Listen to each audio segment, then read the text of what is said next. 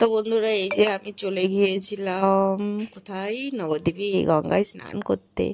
ওহ, এই শীতল জলে স্নান করলে শরীর মন সব একদম এমনিই শুদ্ধ হয়ে যায়। আর সারাদিন তোমাদের কমেন্ট পড়ে পড়ে আমি যা পাপ করি, সেই পাপ খণ্ডানো এই গঙ্গা ছাড়া আর কোনো গতি নেই।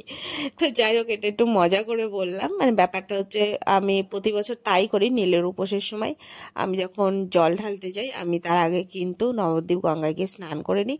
আর স্নান করার পরে খুব সুন্দর করে কিন্তু ওখানে একটা মন্দির রয়েছে, মানে পাশে। তোমরা এই মন্দিরটা আমার অনেক ব্লগেই দেখবে, কারণ আমি অনেক ব্লগেই কিন্তু এখানে দেখাই। আমি যখনই নবদ্বীপে স্নান করতে আসি না কেন, আমি কিন্তু ওই মন্দিরে গিয়ে বাবার মাথায় জল ঢেলে আসি। তো এই দেখো, আমার সুন্দর তামার ঘটটা আমি নিয়ে নিয়েছিলাম, আর এই ঘটে করে এখন আমি জল ঢালতে যাব। আর আসার সময় আমি ঘাট পাড়ে একদম খেয়াঘাটের ওখানে একটা দেখছিলাম যে ঘোষ দাদা যাচ্ছিলেন। তা ওনার কাছ থেকে আমি কিছুটা দুধ নিয়ে নিয়েছিলাম। আমি এমনিতেই মনে মনে ভাবছিলাম যে শুধু গঙ্গার জল ঢালবো, একটু দুধ হলে পরে কত ভালো হতো। আর দেখতেই পারলে ঘটির মধ্যে কিন্তু আমার ফুল, বেলপাতা সমস্ত কিছুই রয়েছে। তো আমি এই যে যথারীতি মাথায় কি করব, শাড়ি তার পরে আসিনি যে আঁচলটা দেবো, যেহেতু এটা সন্তানের মঙ্গল কামনায় পুজোটা করতে হয়। আর সবসময় বাবার মাথায় জল ঢালতে গেলে গায়ে কাপড় দিয়েই নিতে হয়, এটা হচ্ছে একটা নিয়মের মধ্যেই পড়ে আর কি।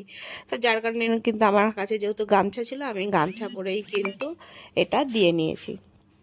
তো তোমরা অনেকে বুঝতে পারবে এটা কোথায়, আবার যারা বুঝতে পারবো না তাদের জন্য কিন্তু আমি বলে দিই, এটা হচ্ছে পোড়াঘাটের যে মা তারার মন্দিরটা আছে, এটা হচ্ছে মা তারার মন্দিরে। তো আমি ওখানে খুব সুন্দর করে জল টল ঢেলে নিয়ে পুজোটা দিয়ে দিলাম, মনটা একদম শান্তি তৃপ্তি করে নিয়ে তারপরেই চলে আসলাম মা তারার কাছে কপালে, মানে একটুখানি আশীর্বাদ নিতে। কপালটা জানি না কি হয়েছে, কয়দিন ধরে র্যাশে ভরে গেছে। তো তো মাকে বললাম, মা আমার কপালে যা দুঃখ কষ্ট আছে সব তুমি হরণ করো মাতা। তো যাই হোক না কেন, তোমাদের সাথে মজা করে করে আজকে একটু ব্লগটা আমি শেয়ার করলাম, যেহেতু নববর্ষে একটু ব্লগ মানে মজা না করলে হয় বলো।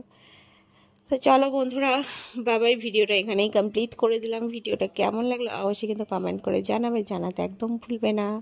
আর তোমরা ওই মা তারার কাছে মন খুলে প্রার্থনা করে যা যা চাওয়ার চেয়ে নাও, মা তারা কিন্তু এখানকার মনস্কামনা খুব ভালো পূরণ করে।